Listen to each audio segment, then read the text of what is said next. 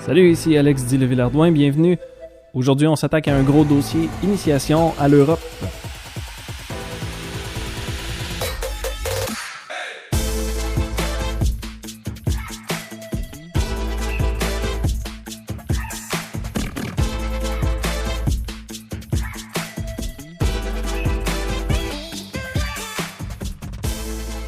Alors c'est ça, aujourd'hui ça va être initiation à l'Europe. C'est un gros projet. C'est une des choses que j'avais imaginé qui pourrait être un des premiers épisodes. En commençant à sortir des épisodes de podcast au début de l'été, en mai-juin, je me suis dit ce serait un bon temps. Le monde va aller visiter peut-être l'Europe durant l'été, durant les vacances. Mais il s'avère que ça prend plus de temps que prévu pour essayer de construire une idée générale d'un continent entier. Qui l'aurait cru? Mais on va se lancer là-dedans aujourd'hui. Évidemment, s'il y a du monde qui m'écoute à partir de l'Europe, vous allez sûrement trouver que je généralise bien des affaires, mais c'est un peu ce qu'il faut faire lorsqu'on s'attaque à un continent entier. J'essaie de simplifier beaucoup les choses, surtout pour rendre ça un peu plus accessible pour mes amis, mes auditeurs nord-américains qui voudraient sortir un peu de leur zone de confort. La raison pourquoi j'ai décidé de faire cet épisode-là particulièrement, c'est parce que je me suis fait demander plusieurs fois dans les dernières 2 ans, on va dire, là, j'ai croisé pas mal de monde, j'ai eu des amis, des collègues, de la famille qui s'apprêtaient à partir en Europe pour la première fois, puis ils se sont adressés à moi pour savoir qu'est-ce que je pourrais leur conseiller, à quoi ils devraient s'attendre un petit peu, c'est quoi les choses qui sont vraiment marquantes, ou si j'ai des genres de trucs de pro à partager avec eux autres. Donc aujourd'hui, il va y avoir un petit mix de ça, mais également, aussitôt que quelqu'un me posait cette question-là, je veux être très, très transparent, là, très clair dès le début. C'est que je sais, il y a beaucoup de personnes qui me posaient des questions qu'ils pouvaient avoir une certaine idée un peu romanticisée, un mot comme ça, par rapport à l'Europe. Donc, si je dis juste le mot Europe tout d'un coup de même, ou bien voyage en Europe, il y a beaucoup de monde que ça leur fait penser à parcourir les rues de Paris avec la tour Eiffel puis de la petite accordéon qui joue là comme dans un rêve. Mais c'est pas exactement ça. Moi, mon premier réflexe, c'était plus d'essayer de déconstruire un peu le romantisme qu'il y avait autour de l'Europe, parce que je suis allé plusieurs fois, j'ai passé des durées différentes dans différents pays, puis j'ai quand même une idée générale de ce que c'est, malgré que j'ai pas visité la majorité des pays qui constituent le continent de l'Europe. Puis j'hésitais toujours un petit peu à juste avertir les personnes à essayer de déconstruire un petit peu le romantisme, parce que c'est vrai que n'importe quelle destination où on va, n'importe quel voyage qu'on fait, faut qu'il y ait une petite dose de romantisme, parce que c'est quand même... Tu sais, on part en voyage, on y va pour décrocher, on veut aller visiter des choses qui vont fournir un certain dépaysement, fait que je voulais pas déconstruire ça complètement pour dire tu vas aller à une place où c'est plate, c'est pas ça que j'essayais de leur faire, mais c'était plus de donner une sorte de balance entre les choses qui deviennent accessibles lorsqu'on est en Europe, les choses qui sont différentes, mais dans l'autre sens aussi, il faut avertir à propos de certaines choses, puis c'est de ça que je vais parler en premier. Le dépaysement est assez fort pour réaliser qu'on est ailleurs, mais il y a certaines choses qui peuvent donner une illusion d'être très très familière, puis c'est un peu là qu'on peut se faire pogner, en essayant d'être un petit peu trop courtois ou en essayant d'être un peu trop généreux, par exemple. Moi, j'ai toujours considéré, quand j'essayais d'avertir quelqu'un à propos de l'Europe, dans ma tête, je disais, c'est pas comme si je pouvais appeler ça le Wild West, là, tu sais, ou l'Ouest sauvage, comme on entendait parler des histoires de western, mais c'est un peu l'image qui me vient en tête, parce que c'est le genre de place, encore une fois, si je vais essayer d'être le plus transparent possible, c'est le genre, presque toutes les fois que je suis allé en Europe, il a fallu que je perde patience un petit peu plus lorsque j'étais surtout dans des espaces publics. On y va en 3 étapes aujourd'hui. Je commence par déconstruire certaines affaires. On fait comme descendre de la courbe un petit peu au début, mais après ça, on repart vers découvrir, puis je vous donne des bons conseils de voyage pour l'Europe aussi. Fait qu'on va remonter la pente. Mais honnêtement, c'est une des premières choses que j'ai vécues. Moi, c'était plus d'avoir une bulle un petit peu plus petite, que les espaces soient un petit peu plus petits. Tu sais, que le monde se bouscule un petit peu plus, ou qu'on se fasse interrompre lorsqu'on essaye de parler, ou le monde soit un peu moins patient avec nous. On se fasse interrompre, par exemple, si on fait juste attendre son train dans une gare. Des fois, il y a des personnes qui vont vouloir nous achaler pour qu'on leur donne de l'argent ou qu'on signe une pétition. Puis il faut garder quand même un certain doute qu'il y a des pickpockets, qu'il y a certains risques quand même. Donc c'est un peu un mélange de tout ça que je vous propose pour aujourd'hui. J'y vais vraiment selon une liste que j'ai faite aujourd'hui. Je crois que ça va être la meilleure façon de donner une idée générale. Ça va être un peu plus rapide, puis ça va m'éviter de m'égarer un petit peu trop dans toutes sortes d'histoires. Fait que je commence tout de suite en parlant du matériel promotionnel pour l'Europe. Le genre de photos qu'on va voir, les vidéos qu'on va voir, même ce qui peut être influencé par ce qu'on voit dans les films, c'est beaucoup des circonstances que je vais dire optimales. Si je vous demande, faites-vous une idée de c'est quoi Venise, ben, l'image que vous avez en tête de Venise, c'est pas exactement la Venise qui est là 365 jours par année. Ça peut être une question d'ensoleillement, si d'habitude c'est une place qui est un peu plus nuageuse, ou ça peut être une question d'achalandage aussi. Si c'est pris à des heures en dehors de ce qui est achalandé ou hors saison, on se retrouve avec des photos qui sont beaucoup plus impressionnantes, mais c'est pas exactement ce qu'on va vivre si on va visiter en Europe. Juste un bon exemple, la Tour Eiffel ou bien le Colisée à Rome, ce genre de place-là. Même quand on les voit dans des films, souvent ils vont avoir des zones qui sont fermées pour pouvoir filmer certaines scènes d'un film, donc faut pas s'attendre exactement à ça lorsqu'on arrive dans des endroits qui sont extrêmement populaires. Une question de déconstruire encore, je voulais mentionner vraiment d'utiliser toutes vos langues connues, pas nécessairement juste l'anglais. Je sais que l'anglais c'est reconnu comme étant la langue universelle, mais dites-vous qu'en Europe, il y a beaucoup de pays, puis à peu près chaque pays a sa propre langue. Fait que l'usage de l'anglais là-dedans n'a pas toujours sa place dépendamment où ce que vous êtes. C'est sûr que l'anglais c'est une langue qui est enseignée dans de nombreux pays, partout dans le monde. Mais quand même, si vous parlez autre chose que juste l'anglais, nous on parle français ici, si vous arrivez en Allemagne par exemple, vous pouvez essayer de parler français, peut-être pas avec un accent québécois de fondant, mais un accent français standard qui se fait bien comprendre par n'importe qui, un peu comme quand vous appelez au service à la clientèle.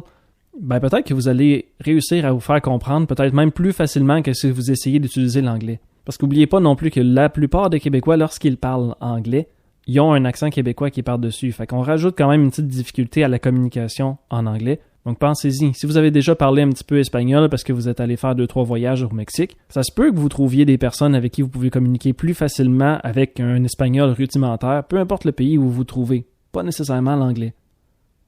J'enchaîne en vous révélant une affaire qui est un petit peu troublante peut-être pour certaines personnes. Vous allez paraître comme des touristes. Si par exemple vous portez des jeans, ça va être facile de déterminer que vous êtes nord-américain. Vous y pensez peut-être pas, mais jusqu'à ce que vous alliez en Europe, vous réalisez pas vraiment c'est quoi votre espèce de code vestimentaire continental. Vous arrivez en Europe et vous réalisez à un moment donné que le monde s'habille pas exactement de la même façon. Fait que si vous arrivez là en t-shirt puis en jeans, vous allez probablement vous faire remarquer, même si vous réalisez pas vraiment que vous êtes habillé différemment, les autres arrivent à le voir assez facilement. Puis une note par rapport à ça, j'ai un de mes amis qui habite en France. Puis, c'est sûr, le monde peut arriver à vous juger un petit peu parce que vous êtes des touristes, ils essaient de déterminer d'où vous venez. Si vous avez l'occasion de jaser avec des gens, c'est toujours enrichissant. Mais en même temps, ils vont avoir certaines idées préconçues de l'endroit où vous venez. Donc, c'est pas rare qu'on est en France, puis il faut essayer de défendre un peu. On va appeler ça défendre son identité, ou défendre sa couleur, on pourrait dire, parce qu'il y a beaucoup d'idées qui sont pas très positives à propos du Québec lorsqu'on est en France. Donc, des fois, on se retrouve à défendre un petit peu c'est quoi notre accent ou ben notre niveau d'éducation, le niveau de développement du pays, des choses comme ça. Faut pas oublier que quand on est en Europe, on a traversé de l'Atlantique. Fait que c'est quand même loin. On peut avoir des nouvelles de l'extérieur. Il y a des sources de nouvelles.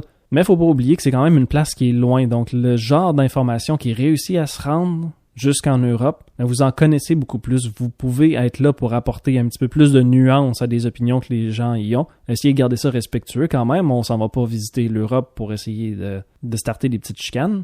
Et autant vous allez avoir à défendre une partie de ce que vous êtes que de l'autre côté, vous allez avoir à accepter certaines choses à propos de l'Europe qui sont pas vraiment négociables. Dans le genre, comme j'ai mentionné, la bulle est un petit peu plus petite. Dans les restos, tout est fait un petit peu plus cordé. Il y a beaucoup de restos qui sont beaucoup plus petits que vous le soupçonnez. Il y a des rues qui vont tomber beaucoup plus étroites aussi que ce que vous êtes habitué. Parce qu'il y a quand même beaucoup de rues qui prédatent l'invention des automobiles et toutes sortes de choses comme ça. Donc, vous allez vous retrouver dans des endroits assez étroits ou bien des places où il y a beaucoup de marches ou bien le sol est inégal. Ça arrive souvent avec les vieilles villes. Les boutiques peuvent être beaucoup plus étroites aussi ou peuvent être faites dans différentes formes. Dépendamment s'il y a des rallonges qui ont été faites à certaines bâtisses, vous allez trouver une épicerie qui est faite en L parce que pourquoi pas, c'est à peu près de même qu'on a réussi à fitter ça. Même chose aussi pour les électroménagers. Si vous louez un Airbnb ou quelque chose comme ça se pourrait que vous réalisiez que le frigo ou bien la cuisinière, là, le poêle, est fait beaucoup plus petit. Tout aussi efficace, mais c'est juste les dimensions qui sont faites un petit peu différentes. Les autos vont avoir des dimensions différentes la majorité du temps aussi. Quand je dis que la bulle est plus petite, je l'ai mentionné avant, il y a plus de monde peut-être qui vont vous aborder pour signer des pétitions ou pour vous distraire, pour vous voler des affaires. J'essaie pas de vous donner une idée trop négative, mais là, on est quand même dans la partie de déconstruire, fait qu'essayez de vous faire une idée générale, plus nuancée, de ce que ça peut être de visiter des places comme ça. Il y a certains endroits aussi où la consommation d'alcool dans les rues est totalement permise. Donc, par exemple, quand je suis arrivé à Venise, dans mon premier voyage solo, j'étais arrivé un matin puis il y avait déjà plein de bouteilles qui étaient dans la rue parce que ça datait du soir d'avant. Donc, non seulement la consommation d'alcool est permise, mais ça veut dire qu'il y a certaines personnes qui, une fois qu'ils ont fait le party, ils se ramasseront pas trop puis ça fait juste se retrouver dans les rues le lendemain matin. C'est le genre d'affaires qu'il faut avoir en tête aussi. Ça n'a peut-être pas exactement le même niveau ou le même standard de propreté pour certains lieux publics comme nous, on est habitués en Amérique du Nord. Même une note par rapport au resto. Régulièrement en Europe, vous allez trouver de l'eau pétillante comme option au lieu que ça soit juste de l'eau tablette, de l'eau du robinet. Il y a certains restaurants aussi où on vous servira pas d'eau par défaut. Il va falloir le demander et régulièrement, il va falloir payer aussi pour avoir de l'eau au restaurant. Dépendamment dans quel pays vous vous trouvez, ça peut être une denrée plus rare que ce que c'est au Québec. Donc préparez-vous à ça aussi. Il y a bien des restos où il faut demander la facture également. Souvent dans les restaurants, encore le prix qui est affiché ou le prix qu'on va vous donner sur la facture, non seulement les taxes sont incluses, mais généralement le pourboire est aussi inclus. Ça s'appelle pas vraiment le pourboire, mais c'est plus le service qui est inclus. Dans ce cas-ci, ce qui se passe, c'est que souvent, le service est inclus lorsque vous prenez un repas puis vous êtes assis dans le restaurant, donc la taxe de service peut être soustraite si vous prenez des choses pour emporter. Il y a une petite astuce là-dedans. Puis ma dernière petite note par rapport à déconstruire, je l'ai déjà mentionné, là, pas toujours les mêmes standards de propreté. Je vous donne un exemple. En Malte, j'en ai 3 là. J'ai la Malte, Paris, puis Venise. En Malte, la façon commune de faire ramasser les poubelles, c'est simplement un crochet qui est surélevé du sol. C'est là-dessus qu'on accroche son sac à poubelle noir, puis les éboueurs vont venir le ramasser directement là. C'est surélevé du sol juste pour être sûr qu'il n'y a pas trop de bébites qui réussissent à aller fouiller là-dedans avant que ça puisse être ramassé. Mais c'est quand même une vue assez spéciale lorsqu'on se promène sur la rue puis qu'on voit tous les sacs à poubelle noirs accrochés en rangée sur une rue. Donc c'est pas nécessairement dans des bacs comme nous on connaît, les bacs verts ou bien les bacs noirs ou les bacs bleus, dépendamment où vous êtes au Québec, on dirait que c'est jamais pareil. Paris, c'est un bon exemple aussi. J'ai pas passé énormément de temps à Paris. Peut-être 3-4 jours maximum parce que ça n'a jamais été ma destination principale pour aucun voyage. Mais quand même, j'avais réalisé avec un ami pendant que j'étais là-bas, on voyait beaucoup qu'on allait visiter des sites qui étaient très populaires, qui étaient très connus, mais entre chaque site, on a profité de la belle température pour marcher. Et régulièrement, on se retrouvait à traverser des quartiers qui étaient juste des quartiers ordinaires, des quartiers parfaitement en moyenne, et pourtant, les odeurs qu'on se souvenait le plus, c'était le parfum, la pisse puis la cigarette. C'est les choses qui sentaient le plus entre les endroits merveilleux qu'on pouvait visiter à Paris. Donc c'est quelque chose à penser quand même. Puis Venise, c'est un peu le même cas aussi. Je pense que j'ai été chanceux quand je suis allé à Venise parce que c'était dans un bon temps de l'année où on avait des conditions qui faisaient que rien puait trop, là. Mais il y a souvent du monde qui me disait que lorsqu'il arrivait à Venise, il trouvait que ça sentait fort, ça sentait pas bon parce qu'il y a énormément de pigeons. Puis ça reste quand même une île où il y a une partie de l'eau qui circule, mais elle circule pas aussi bien que si elle circulait en pleine mer. Donc il y a toujours, vous savez c'est quoi un petit peu là de l'eau qui circule pas assez. Ça sent un peu le fossé. Puis on sait pas exactement comment ça marche pour le traitement des eaux dans un endroit comme ça non plus. Fait qu'il faut garder l'esprit ouvert par rapport à ça. Fait qu'on s'envoie une petite musique, puis après ça on tombe dans l'étape découvrir, on remonte la pente, on s'en va un peu plus vers le positif.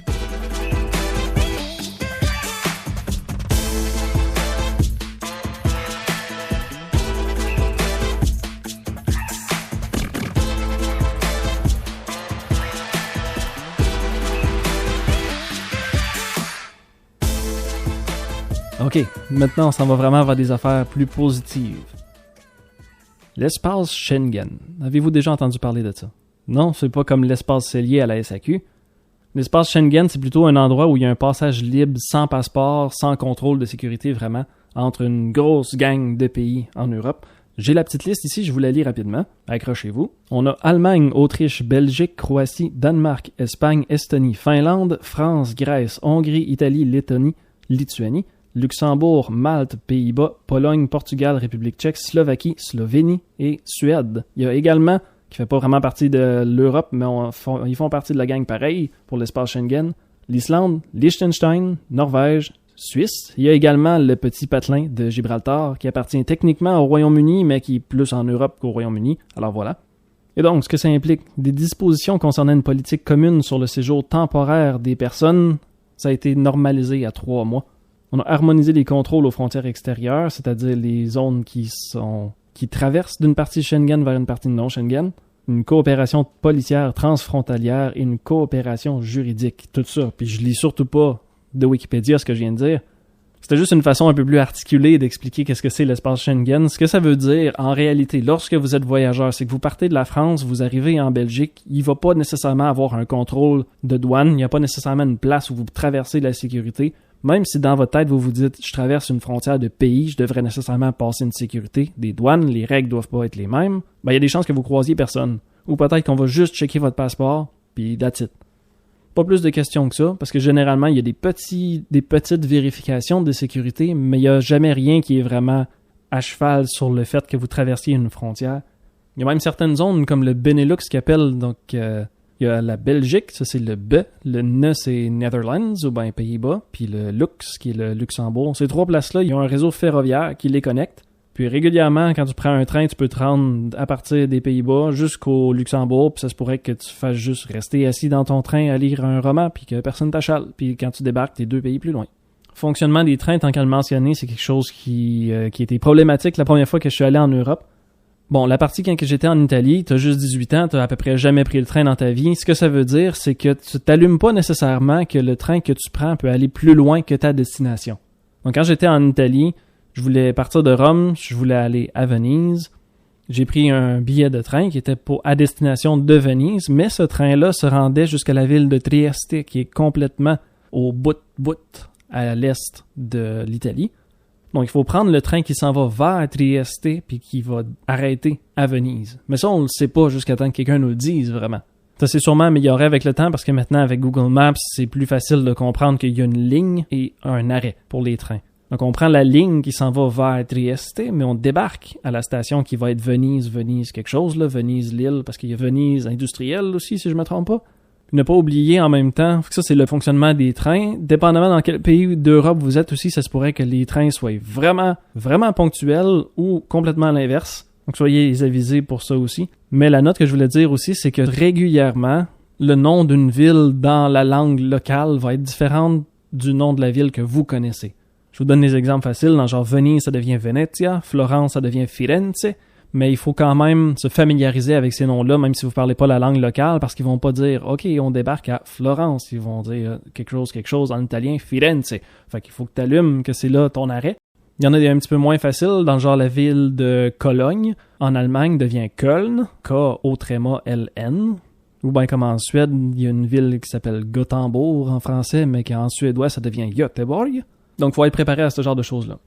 Maintenant, on passe à la location d'une voiture. Si vous avez le courage de louer une voiture en Europe, rappelez-vous que je vous ai parlé de la bulle qui est un petit peu plus petite, les rues qui sont un peu exiguës parfois, ou bien des angles très très aigus pour des intersections. Mais aussi, ça se peut que vous tombiez beaucoup sur des routes qui sont dans un autre sens ou qui sont sens unique. Les techniques varient d'une place à l'autre. Parfois, c'est premier arrivé, premier servi pour passer dans les sens uniques. Des fois, c'est une question de grosseur. Le plus petit cède au plus gros. Nous, la voiture qu'on avait en Islande aussi, elle avait un tout petit piton sur le côté du conducteur pour faire rentrer les miroirs vers l'intérieur puis prier que ça réussisse à passer à 2 chars de largeur. La signalisation peut être plutôt différente. Il y a des codes de couleurs qui sont différents. Il y a des symboles auxquels il faut se familiariser. Ça, c'est sans mentionner que le sens de la circulation pourrait être différent si vous allez dans des endroits comme en Irlande ou bien en Malte ou bien au Royaume-Uni, qui est pas techniquement dans l'Europe, là, mais on va faire un petit passe-droit là-dessus. Ben, il chauffe dans l'autre sens. Fait êtes-vous préparé à ça? Puis aussi le fait qu'il y a beaucoup de voitures qui sont manuelles. Quand on est allé en Islande, on a décidé de louer une voiture qui était automatique. Dans le temps, là, à l'Islande, on est rendu en 2019, peut-être. Dans ce temps-là, je savais pas chauffer manuel. Maintenant, je me suis acheté une voiture manuelle exprès pour ça, là, pour m'entraîner. Comme ça, si je vais en Europe, je vais pouvoir chauffer des autos manuelles. Mais ce que je veux dire avec ça, c'est que souvent, la location d'un auto automatique, si vous voulez avoir une voiture qui est automatique, parfois il va falloir payer un petit peu plus cher ou il n'y aura pas autant de choix quand vous êtes en Europe. Donc on a parlé de l'espace Schengen, on a parlé du fonctionnement des trains, la location d'une voiture. Ça, c'est des choses qui sont à découvrir ou c'est plutôt des outils un peu qui vont vous aider à découvrir certains endroits. Mais maintenant, là, je vous suggère vraiment qu'est-ce qu'il y a à découvrir pour l'Europe. Je vous suggère pas des places en particulier, mais je fais plus vous orienter vers le genre de choses qui est à voir en Europe ou les raisons habituelles pour que le monde aille visiter l'Europe. C'est bien historique. On appelle ça le vieux continent. Ils ont eu bien des guerres parce que ça fait longtemps que l'espace est plutôt restreint ou que la personne est jalouse de son voisin. Fait qu'il y a eu beaucoup de guerres. On a construit beaucoup de châteaux pour se protéger, pour envahir les autres, pour se monter une armée. Mais il y a beaucoup de choses qui sont préhistoriques également. Faut quand même pas l'oublier qu'il y a eu des Néandertaliens, qu'il y a eu un petit peu de Homo erectus, puis à peu près toute l'étendue de la vie du Homo sapiens, quand même. Donc oui, il y a des sites de Néandertal, mais il y a aussi les grottes de Lascaux, des peintures dans des cavernes qui sont à voir. Vous pouvez pas visiter la grotte comme telle, mais ils ont fait une superbe reproduction qui est disponible en France pour aller visiter. Il y a des places comme Stonehenge, qui fait encore partie du Royaume-Uni. Je le sais, mais essayez de me le permettre un petit peu. Je vais vous suggérer Newgrange. Newgrange qui est en l'Irlande, là, le pays de l'Irlande qui fait partie de l'Europe, qui sont 2 sites plus du néolithique, mais c'est des sites qui sont faits majoritairement avec des gros blocs de roches. Fait que c'est le fun d'aller visiter quand même, de réaliser que dans ce temps-là, on n'avait même pas un canif de disponible, où on n'avait pas vraiment de bounty pour nous aider à construire nos affaires. Parce que c'est sûr, l'Europe est considérée comme étant historique, parce que oui, il y a eu beaucoup de choses, il y a eu des guerres, il y a eu beaucoup de moments historiques importants. La plupart du monde en Amérique du Nord ont une certaine connexion génétique avec l'Europe. Mais ce que j'essaie de dire là-dedans, c'est quand on est en Amérique du Nord, quand on grandit en Amérique du Nord ou en Amérique en général, on se fait une idée vraiment, on est habitué, ou je dirais même conditionné, en Occident en général, à constater l'histoire ou les choses historiques par le biais des traces matérielles. Puis ça, on en voit énormément en Europe, parce que cette idée-là vient partiellement de l'Europe. Mais là, je parle pas de l'Europe, c'est pas quelqu'un en 1700 quelque chose qui a décidé que des traces historiques, il faut que ça soit matériel. Ça fait longtemps que ça date. Puis parfois, on est un peu induit en erreur parce que, par exemple, les seules vraies traces de Homo erectus, par exemple, ou de Homo habilis qu'on va trouver, c'est les outils qu'ils ont laissés derrière, une fois qu'eux autres qui ont disparu. Ou si on arrive à identifier que c'est vraiment Homo habilis, c'est parce qu'on a réussi à trouver un crâne qui représente cette espèce-là. Mais quand on pense à l'histoire de l'Amérique, il y a beaucoup de choses qui prédatent la colonisation. Puis il y a beaucoup de ce qui est enregistré, on va dire, par rapport à l'histoire de ce continent-là, c'est beaucoup plus par tradition orale. Puis ça, on est moins habitué de l'entendre, on est moins habitué de découvrir comme ça. Fait que quand on va visiter l'Europe, on va visiter une place où ce qu'on voit, on réalise rapidement qu'il y a des traces matérielles, puis c'est comme ça qu'on est habitué de détecter quelque chose d'historique. On peut dire que ça marche dans notre faveur, mais j'espère pouvoir vous faire comprendre un peu plus comment ça marche. Je vous dis pas d'écouter ce que tout le monde, toutes les histoires que le monde vous raconte pendant que vous êtes en Europe, mais j'aimerais vous faire réaliser un petit peu qu'il y a une partie de l'histoire qui est transmise plutôt de façon orale, où on va juste appeler ça non écrite. Le paysage a quand même sa façon de décrire un peu son histoire. Il faut se développer un œil pour ça, puis ça, c'est quelque chose qu'on arrive à faire plutôt bien en Amérique, étant donné le fait qu'il y a beaucoup moins de personnes qui vont avoir altéré le paysage partout, comme ça pourrait être le cas en Europe. Mais aller visiter des places en Europe, c'est ça. Vous allez voir certains bâtiments qui datent de certaines époques. S'il y a déjà eu une guerre, ça se pourrait qu'il y ait une partie de mur démoli ou bien un boulet de canon qui est encore rentré en quelque part dans un mur de roche, ou sinon vous voyez encore le trou. Il peut y avoir des vieilles ruines qui ont été un peu repris par la nature. On est habitué de voir des traces matérielles comme ça, vous allez en voir beaucoup, puis c'est le fun à aller visiter quand même en Europe, parce que tant qu'à avoir ces traces matérielles-là, aussi bien de s'en servir comme lieu touristique, un lieu d'apprentissage. Donc je pense qu'on a fait le tour pour la perspective de découvrir, fait qu'on va poursuivre avec quelques conseils.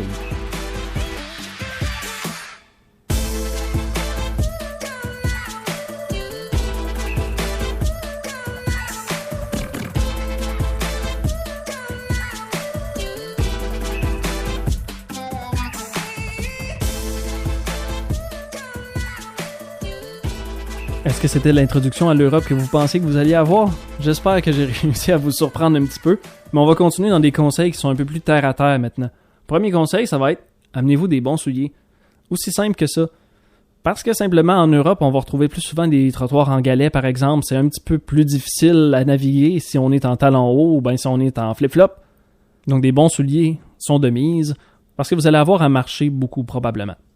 Et comme je l'ai mentionné avant, il y a des endroits qui ont été inventés ou qui ont été habités bien avant l'invention des automobiles ou des scooters ou de toutes sortes d'affaires comme ça, ou les patins à roulettes. Donc, il y a beaucoup d'endroits, par exemple comme à Venise, où c'est pratiquement juste pas navigable autrement qu'à pied. Donc, préparez-vous à monter des marches, à marcher beaucoup. C'est juste quelque chose auquel il faut s'attendre, ou sinon, vous allez passer beaucoup plus de temps à chercher pour essayer de trouver une façon facile qui vous fait dépenser un peu moins de calories ou qui vous fait faire moins de millage que simplement de marcher. Quand vous arrivez en Europe, il y a des cartes SIM que vous pouvez acheter aussi, qui vont avoir un genre de montant prépayé que vous pouvez vous servir dans votre propre cellulaire. Maintenant qu'au Québec ou au Canada, les téléphones peuvent être déverrouillés pour n'importe quel réseau, ça va bien fonctionner en Europe généralement. Prenez le temps de rechercher un petit peu quand même, mais sachez que ça existe des cartes SIM prépayées qui vont vous permettre, par exemple, d'utiliser des données cellulaires pour vous servir de Google Maps ou de peu importe quelle application de carte que vous utilisez pour vous orienter.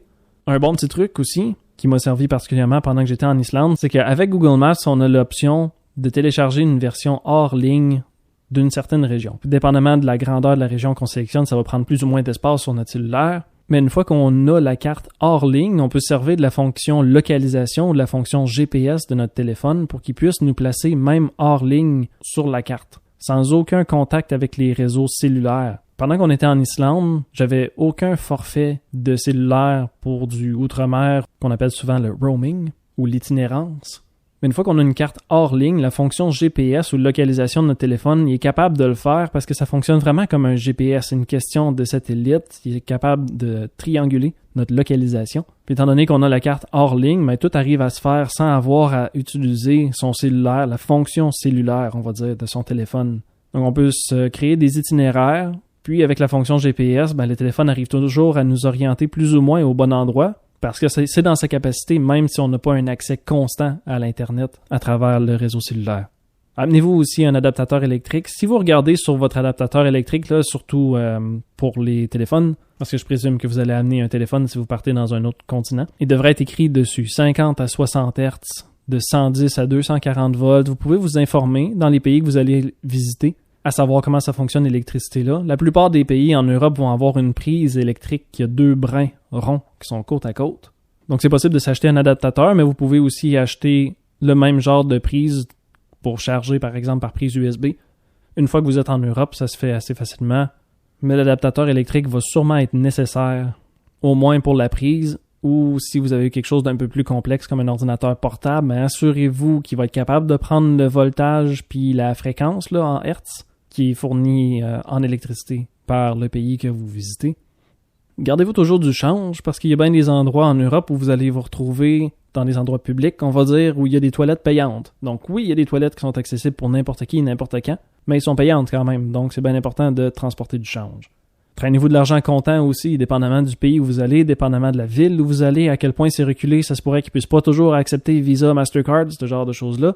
Donc traînez-vous de l'argent. Je sais que c'est des conseils de base, mais si c'est quelqu'un qui s'adresse à moi pour savoir c'est la première fois que je vais en Europe, c'est la première fois que je fais un voyage, qu'est-ce que je devrais faire? Moi, je vais vous dire, traînez-vous de l'argent cash, certainement. On a quand même la chance que l'euro est utilisé dans beaucoup de pays d'Europe. Donc, une fois que vous changez votre argent en euros, même si vous traversez une frontière, par exemple, vous partez de la France, vous allez en Belgique, ils utilisent des euros aussi. Donc, il n'y a pas de conversion additionnelle à faire. Puis, essayez de voir un petit peu comment vous allez pouvoir retirer de l'argent sur place. Idéalement, retirez à partir de votre carte de débit et assurez-vous que c'est vraiment tiré de votre compte de débit parce que ça se peut que même en rentrant votre carte de débit, ça vous affiche « Oh, vous avez une Visa. Est-ce que vous voulez retirer votre argent sur votre Visa? » Vous allez vous retrouver avec des frais de plus ou juste un taux qui est un peu moins avantageux. C'est sûr que si vous allez dans un endroit où vous avez déjà des contacts, si vous parlez à vos amis, à votre famille, vous réalisez qu'il y a quelqu'un en Europe que vous pouvez potentiellement aller voir, ça va vous donner accès à certaines choses, certains bénéfices. Si c'est simplement pour de l'hébergement une couple de jours pour aller les visiter, si c'est des bons amis, ou bien certains endroits à aller visiter, parfois ils peuvent vous faire visiter des endroits qui sont pas nécessairement touristiques, mais qui valent la peine d'être visités pareil. S'il y a des vieilles ruines qui sont en plein milieu d'un champ chez le voisin, peut-être que c'est une place qui est le fun à visiter, mais qui n'est pas nécessairement considérée une part de l'UNESCO. Ou sinon, juste à force de parler avec des contacts qui sont sur place, ils vont comprendre un peu plus le genre de personne que vous êtes, puis ils vont pouvoir vous donner des suggestions qui sont plutôt sur mesure comparées à des choses que vous pouvez lire dans des guides touristiques.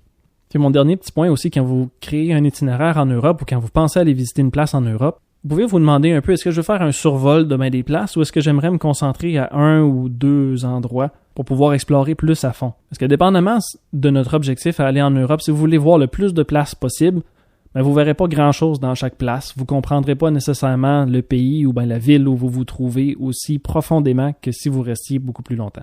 Vous avez des types d'exploration différents. Si vous êtes un fan d'architecture, vous pouvez organiser votre voyage autour des merveilles d'architecture de l'Europe. Si vous préférez les musées, prenez le temps de regarder les villes principales que vous pourriez visiter. Ou bien si vous êtes vraiment un fan de préhistoire, regardez c'est quoi tous les musées de préhistoire qu'il y a en Europe et vous pouvez vous créer un itinéraire sur mesure selon les musées que vous croyez qui sont les plus intéressants. Même chose quand c'est pour le sport. S'il y a des équipes de sport que vous aimez particulièrement, si vous voulez aller assister à un match pendant que vous êtes là, vous pouvez créer votre itinéraire en fonction de ça. Même chose s'il y en a qui préfèrent suivre des bandes pour de la musique. Si vous voulez assister à des festivals en particulier, vous pouvez créer votre itinéraire selon ces événements-là.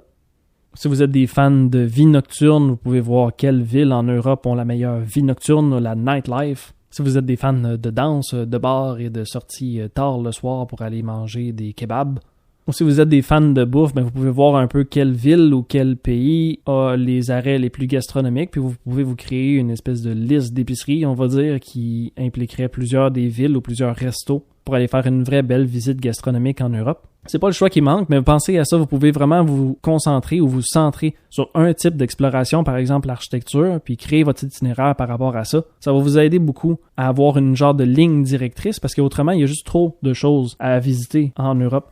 Donc, il y a 1001 façons de visiter l'Europe. Essayez de penser qu'est-ce que vous voulez voir le plus ou c'est quoi les thèmes qui vous attirent le plus. Vous pouvez créer votre itinéraire en fonction de ça.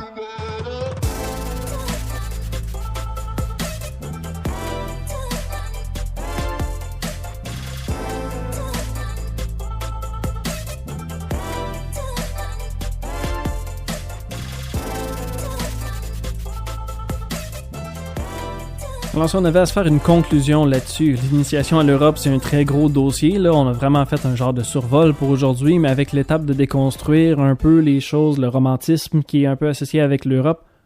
Après ça, parler de découverte un peu, ou plus la façon de naviguer un continent comme celui-là. Puis ensuite, quelques conseils pratiques dans le genre amenez-vous des bons souliers, puis servez-vous du GPS de votre cellulaire, puis assurez-vous de traîner un petit peu de change pour les toilettes payantes. Ou encore de vous amener un adaptateur électrique juste pour être sûr que quand vous manquez de batterie sur votre téléphone, que vous arrivez vraiment à vous brancher puis à vous recharger, parce que sinon vous êtes un peu dans le trouble. Donc ce que ça veut dire quand même visiter l'Europe, ça veut dire que c'est un endroit qui est plutôt historique selon notre perspective, mais ça demeure contemporain pareil.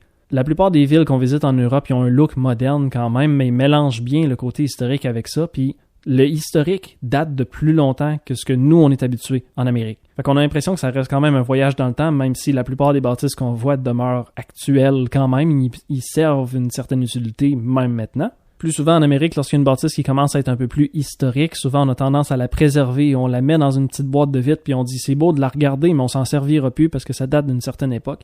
En Europe, pour toutes sortes de raisons, on donne des nouveaux usages à certaines bâtisses qui sont un peu plus vieilles, ou bien s'ils sont appelés patrimoine d'une façon ou d'une autre, parfois ils vont servir plusieurs fonctions quand même. Ce que ça veut dire visiter l'Europe aussi, c'est que c'est un bon mélange entre le étrange puis le familier. C'est un bon endroit pour se dépayser puis se sentir en vacances, certainement. Parce qu'on n'a pas de responsabilité, vraiment, on n'a pas vraiment d'obligation quand on part en vacances. Généralement, c'est ça. Ça s'applique bien lorsqu'on est en Europe. On se sent en vacances, on arrive à se dépayser, mais sans avoir à mettre trop d'énergie dans des plus petits gestes. Comment on fait pour se déplacer, comment on fait pour communiquer, comment on fait pour se loger. Ça suit plus ou moins les mêmes principes que nous, on connaît déjà en Amérique. On mange à peu près aux mêmes heures dans des établissements qui s'appellent des restaurants aussi. On conduit plus ou moins de la même façon, donc c'est un bon mix, étrange et familier. C'est ce qui va conclure l'épisode pour aujourd'hui. Évidemment, je le répète encore, c'est juste un survol, mais j'espère avoir donné un peu plus de profondeur à ceux qui s'imaginent visiter l'Europe un jour. Comme d'habitude, si vous avez des questions, vous avez des anecdotes, si vous avez visité l'Europe pour la première fois, ou si vous voulez me suggérer des thèmes pour la prochaine saison, gênez-vous pas, vous avez le villardouin.balado@gmail.com pour m'envoyer toutes ces belles affaires-là. C'est un autre épisode qui se conclut, j'espère que vous serez au rendez-vous pour les 2 derniers épisodes de la saison. Mais d'ici là, prenez soin de vous. À la prochaine!